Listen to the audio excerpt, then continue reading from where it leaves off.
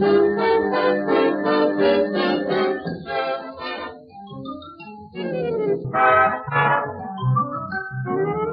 present Jimmy Clitheroe as the Clitheroe Kid, with Peter Sinclair as grandfather, Patricia Burke as mother, Leonard Williams as Theodore Craythorpe, Danny Ross as Alfie Hall, and Diana Day as Susan in... The Girl Who Got the Message.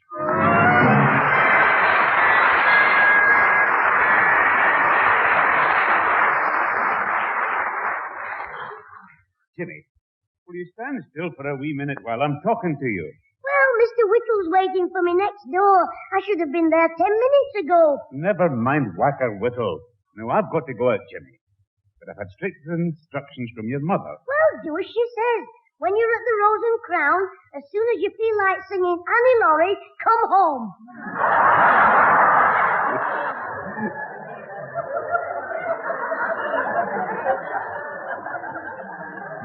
Now, Jimmy, you never mind about the jokes. The instructions were about you. I'm not going to the Rose and Crown. I'm going to see Mr. Whittle. Oh, but you're not. You've got to stay here till Alfie Hall arrives and give him a message.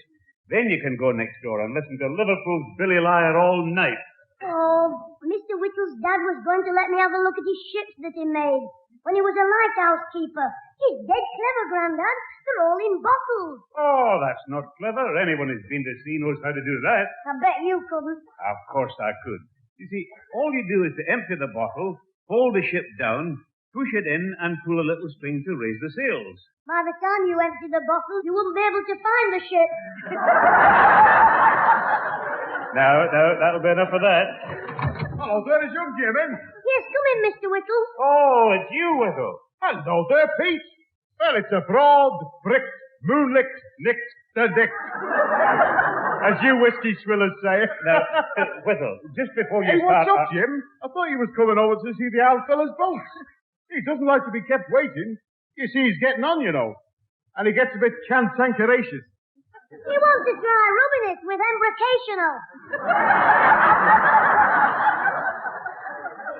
Now, if you two Oxford Donalds keep quiet a minute, I've got a message for Jimmy. Now listen.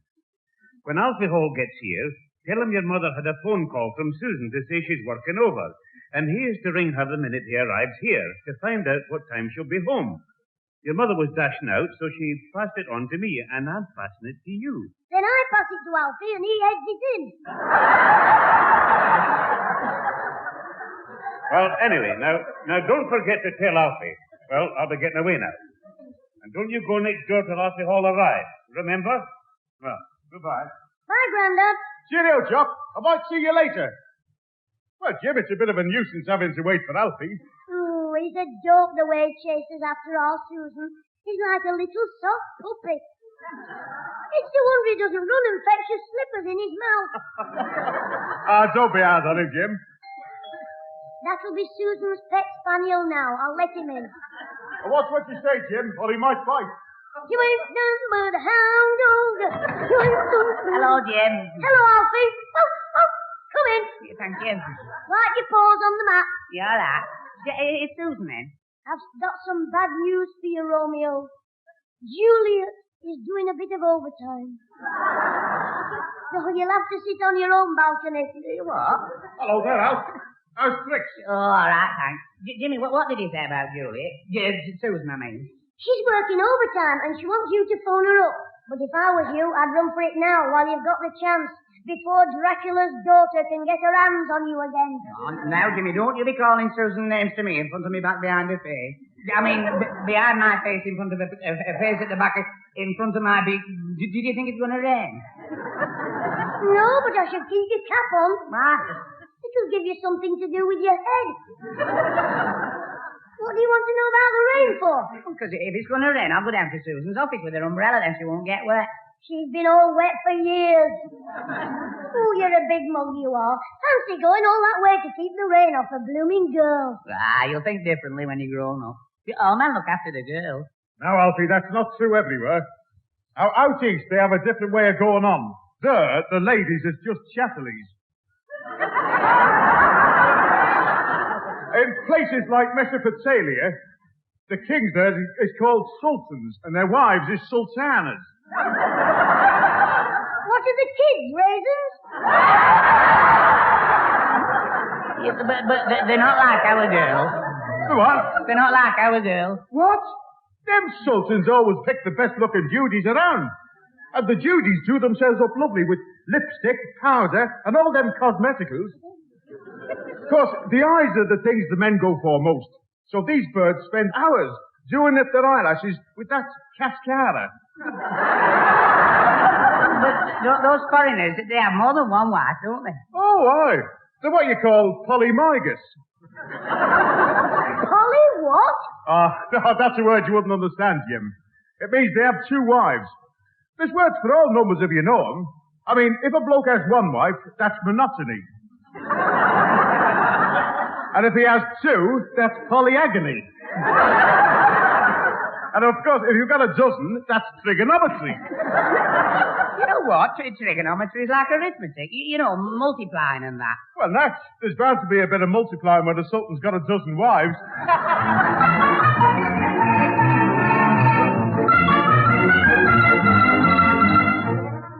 Oh, Jimmy, will you stop moaning? I just happened to be passing your school at 4 o'clock, so I waited for you. What's wrong with that? Everything. Ozzy and Charlie Thompson saw you. Tomorrow they'll have all the class calling me Mummy's boy. And I'll have to fight somebody.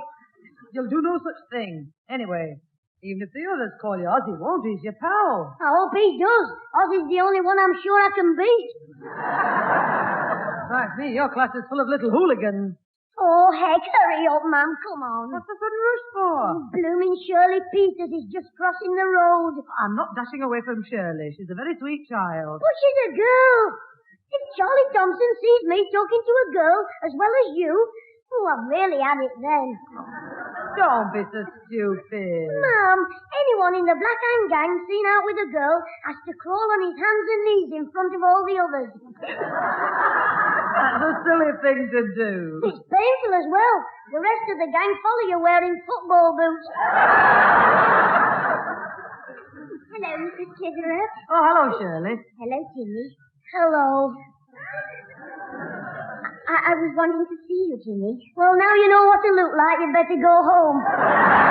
Jimmy, don't you be so rude. Oh, he was only joking, weren't you? Yes, blooming Daddy's got 2 free tickets for the circus, and I wondered if Jimmy would like to come with me. Oh, that is kind of you, Shirley. You've been wanting to see the circus, haven't you, Jim? Oh, yes. No. Anyway, I can't go tonight. I've got too much homework. Oh, they're not for tonight. Oh, well, tomorrow night's the same. I was going to ask Ozzy to go on Saturday afternoon. My tickets are for Saturday afternoon. Well, I can't leave Ozzy, my best pal. Well, I'll ask Daddy to get another ticket. Oh, no. I mean, I'll have to stay with Ozzy on Saturday. He's going to be ill. His mother's ill. So he's got to cook the food and all that. Well, why does he want you there? To help him with his mother. You see, he's a rotten cook, and I might have to hold her down while he feeds her. That's a joke. Well, ta-ra. Jimmy, don't you tell lies. I'm sorry, Shirley. You see, he's afraid of this stupid gang he belongs to. He doesn't want them to see him with a girl. That's right, Shirley. It's not your fault. I mean, you can't help being a soppy girl. Jimmy, now you apologize. Say you're sorry. Go on. Oh, it's all right, Mrs. Clitheroe. I don't want Jimmy to do anything he doesn't want to do. Oh, but I am sorry, Shirley. Are you really, Jimmy? Yeah, I'm very sorry for you. If I was a soppy girl, I'd be sorry for myself. Jimmy, I told you to apologize. Shirley is not a soppy girl. Well, with those pigtails and that dress, if she's not a girl, our biology master's been talking a lot of rubbish.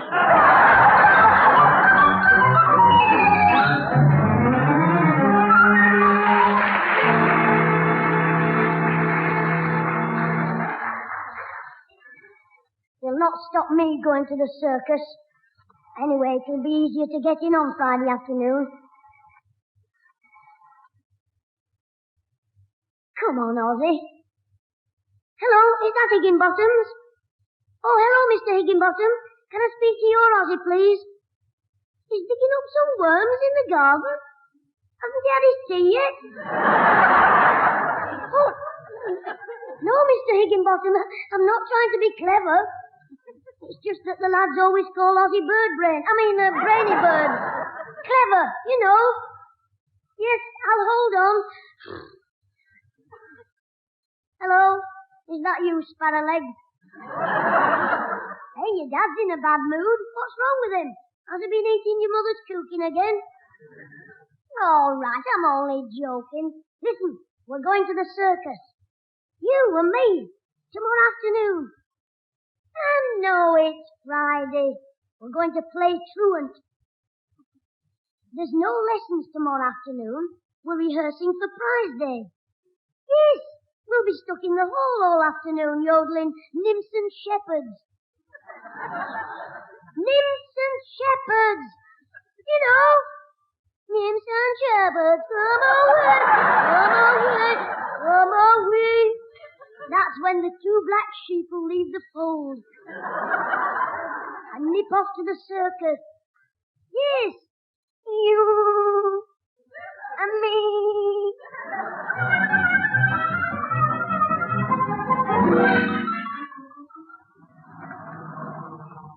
Hey, wasn't that a smashing circus, Ozzy? Haven't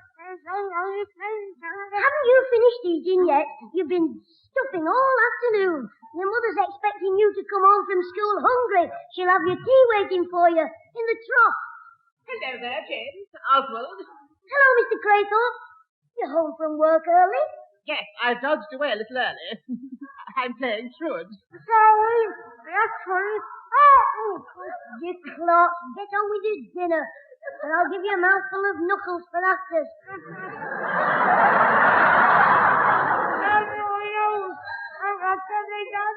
Oh, tell your dad of me, who's scared of Foghorn Fred. Good riddance. James, that was most unkind. Well, he's a big blabbermouth. You shouldn't have struck him. Anyway, is it true that you played truant? All right, yes. But don't let on, will you, Mr. Craythorpe? Certainly not. I can keep a secret. Well, to make sure, speak your promise. I beg your pardon. Cross your heart, put your finger across your throat, say honour bright, and spit. I'll do no such thing. You're going to tell on us, tell tit. I am not. Well, spit your promise then. No, really. Oh, go on. Oh, very well. This is most ridiculous still. Cross my heart, my throat, honour bright. Hey! Watch where you're aiming. Well, you asked for it. Now, after all that, did you enjoy the circus? Oh, it was great. Clowns, acrobats, lions, monkeys, and the best thing of the lot was a mule nobody could ride. He asked for volunteers, but everybody was scared except Ozzy. Oh, did Oswald volunteer? Well, not exactly. I volunteered for him. I told him he'd dropped a chocolate, and when he stood up to find it, I gave him a push. The mule did the rest. Oh, James, you're a little terror. You know, I thought there was something strange when little Shirley Peters told me she had a letter for your mother from your headmaster, Mr. Treadwell. What? Oh, no. I bet she gave us away. That letter will be telling me Mum we played truant. She'll murder me. And that's nothing to what he'll do to me. Old Toby Jug Treadwell. Oh, James, you are in trouble. Wait a minute. There's one hope. Mum won't be home till about 8 o'clock. So if I can get the letter off Shirley and tear it up, I'll be all right.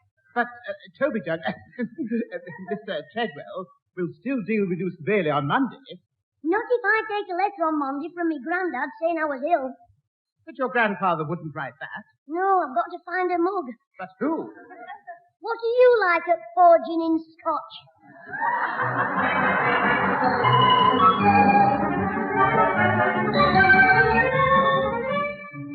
Come on, Shirley, drink up. Have another lemonade. Oh, no, thank you, Jimmy. I couldn't. I was surprised when you rang up and asked me to meet you at the milk bar. Well, I wanted to make up for being rude to you yesterday. Oh, that's forgotten now, Jimmy. Will you have some more ice cream? No, thanks.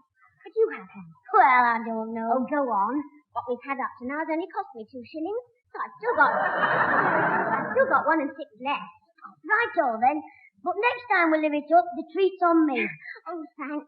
Now, come on, have another ice cream. Mister, 2 more strawberry ices, please.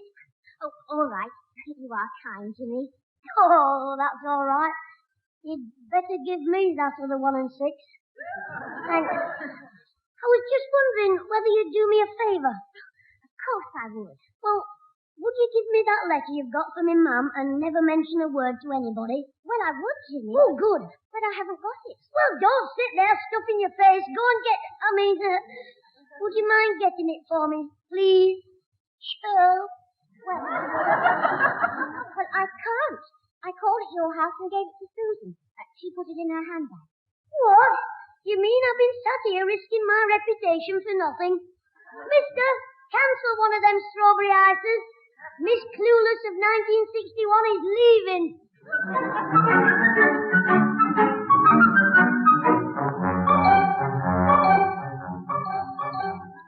Grandad, what time did Mother say she'd be back?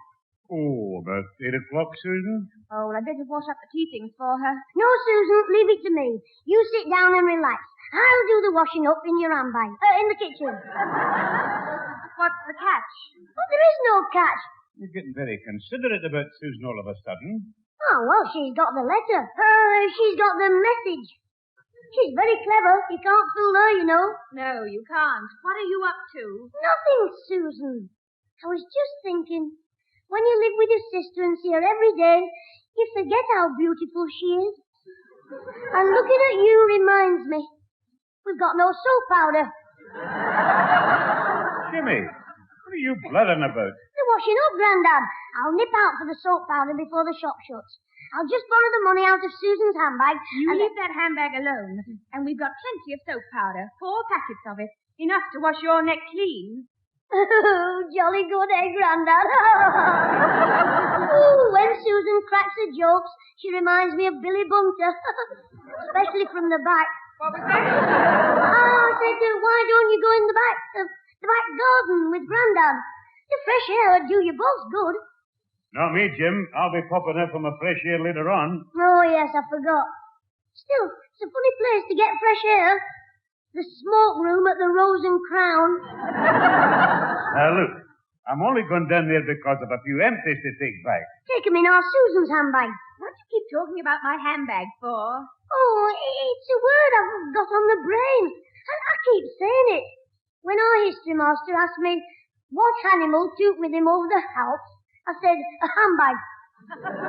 You told him that? Yes. I said, Hannibal carried a handbag and the elephants carried the trunks. Wonder who that is. It's probably Alfie. He said he'd call round. I'll let him in. No, Susan, I'll let him in. I just want a quick word with him, in private. Well, take him in the front room. Tell him I won't be long. Right, Susan. Hello, Jimmy. It's me, Alfie. In that crash helmet, I thought it was Mickey the Martian. Come in. Start, Jimmy. Ooh, I've had a job getting here. You see, my motorbike conked out and I tried to fix it with a spanner, but I forgot it was raining. And while I was bent down cleaning my carburetor, a bus come past and splashed mud all over me from front wheel to toolbag. It is Friday, isn't it? Yes, the day we have fish. Come in the front room, Cod's head. Yeah, only I told Susan I'd call around Friday night to arrange about going to the circus. Don't mention the circus to me. I'm fed up. Why? What's your trouble? Girls. Daft, soppy, blinking girls. If I had a magic wand, I'd turn them all into mice and buy a cat. Look, I'll bet if you did turn your Susan into a mouse, you'd still like me. Of course you would. Mice are very fond of a bit of gorgonzola. Now, that'll do. Look, if Susan were a mouse, we'd still get on fine, because she knows I like a little pet. Yeah, anyway, what's up? Well, I gave Shirley Peters the brush off. Then I played to it for school, and they gave Shirley a note from my mum, and Shirley gave it to Aunt Susan, and I can't get it off her, and Mum will be back at 8 o'clock, and I need help. So you'll do it, won't you? Yes. Good. Do what? Get some dust in your eye. Oh, that's dead easy, because I love it. What for?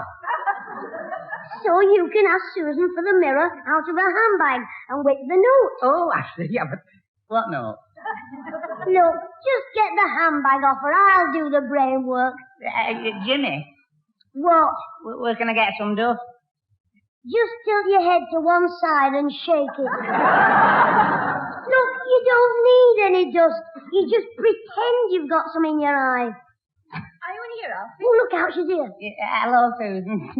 You look a bit tired. Can I borrow the bags from under your eyes?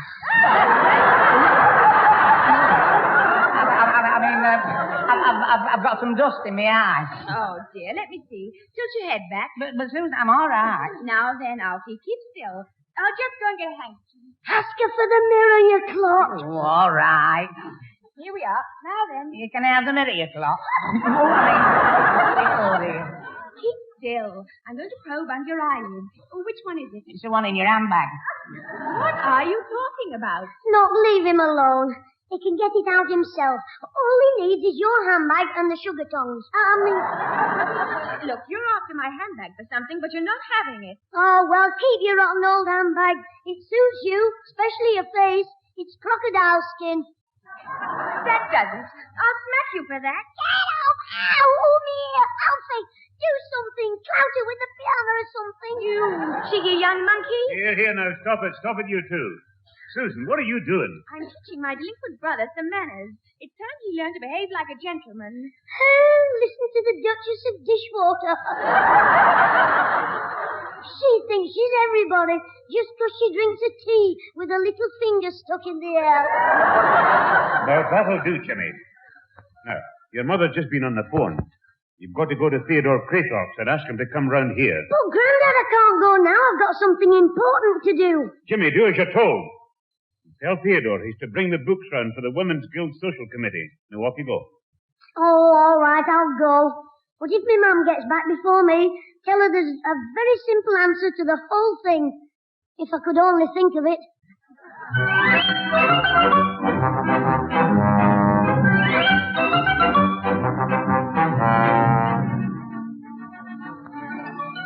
Trying to get that envelope from me before I gave it to you. But why? It's only a free ticket for the football match tomorrow. Jimmy said they were expecting some sort of reward for winning the Junior Shield. Well, why didn't they just give it to him at the school this afternoon? Perhaps he wasn't at school this afternoon. Oh, of course he was. It must have been. Otherwise, they'd have missed him in class. Wait a minute, Pat. All they were doing this afternoon was the rehearsal for speech day. He could have slipped away without being noticed. But where would he have gone? To the circus, perhaps? Oh, the circus. Susan, I think you've got something there. He didn't want to go with Shirley tomorrow, so I bet he sneaked off from school this afternoon. The young scamp. If I find out he did go to the circus, I'll warm the tail of his shirt for him. Well, there's one simple way to make sure. We'll set a trap for him. Oh, what do you mean, Mother? Well, look, he thinks this letter is about him playing truant. So, if we leave it on the mantelpiece, he'll think I haven't seen it. And when he gets back, we'll watch him from the kitchen. For once, that little eavesdropper is going to be eavesdropper. Come in, Mr. Craythorpe. And don't make a sound. But, James, I still don't understand. Quiet. We mustn't make a noise, so take your shoes and socks off. James, don't be so ridiculous. For the last time. I want to listen. Not a sound. They must be out. Look, I've got to do some quick thinking about that letter. Hey! What? There it is, on the mantelpiece.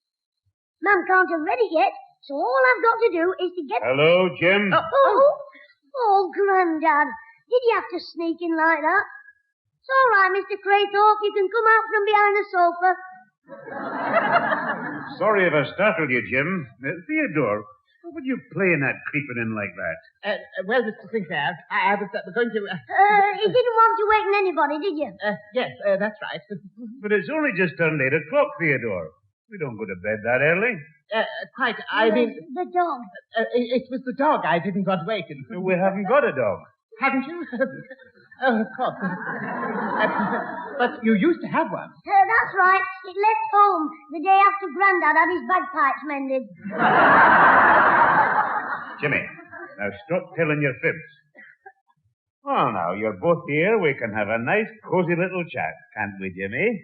Yes. I mean, hey, Grandad, isn't that somebody shouting for you outside the house? What?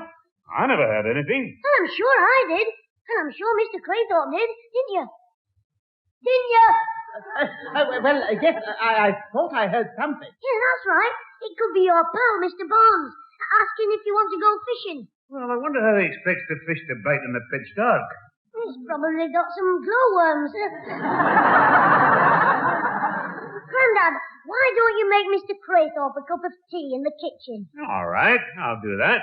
I just fancy one myself. Good. But don't forget, Mr. Craythorpe doesn't like it strong, so before you put the tea leaves in, I should count 'em. Well, I'll leave you to it then. Won't be long, Jim. That's all right, Grandad. Take your time. Well, Father? You're right, Pat. He's definitely up to something. I think the little trap's going to work. Shh, Grandad, listen. Quick, Mr. Craythorpe, hand it down to me. What, Jane? That letter on top of the clock. It's too high for me to reach. Look at that. He's getting Theodore to help him. Oh, I see. It's addressed to your mother. Oh, give it here. Jane, it's through to snatch. There it goes, straight on the fire. Jane, you've burned it. What's the idea? Now I've got rid of it, and Mum can't touch me. As James Cagney said in that gangster film on the telly the other night, listen, you guys, you can't convict a guy without evidence, because if you do, it's a bum rap, see? Come on, let's see how Grandad's getting on. Hello, Jimmy. What? Oh, heck, it's Mum. I thought you were out. I came in the back way. Well, Jimmy, aren't you pleased? Oh, yes, I'm very pleased. Very pleased indeed. But I'd be a lot more pleased if I knew what I was pleased about. Your free ticket for the football match tomorrow. Oh, that! What free ticket? Look, just pop into the living room for me, and you'll find a letter on the mantelpiece. A letter? Yes, addressed to me. Just bring it to me, will you? You want the letter? Yes, hurry up. But, Mum, how do you know there is a letter there? Because I put it there myself after I'd opened it. You mean you saw what was inside it? Yes, I did. Well, I can explain everything. It was Ozzy's fault. He planned it, and Charlie Thompson gave us a leg up over the school wall. I'm innocent. What are you talking about? The message from the school saying I'd played truant. There was no message. The only thing in that envelope was your free ticket to the football match. Oh, that's different. Well, ignore what I said just now. I was feverish. I'll just go and get the letter. You'll find it in the fire, Jimmy. That's right, Mum. I'll find it in the letter. I burned it.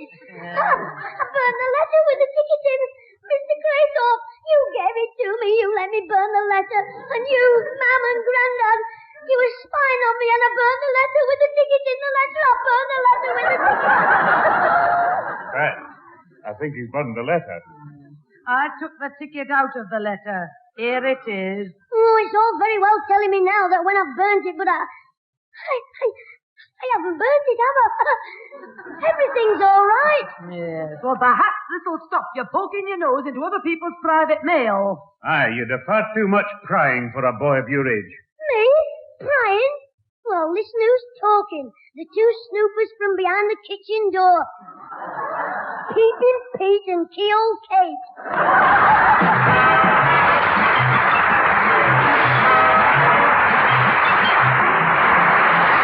Those involved with the Clitheroe Kid this week were Peter Sinclair, Patricia Burke, Leonard Williams. The recorded program was written and produced by James Casey, and it starred Jimmy Clitheroe.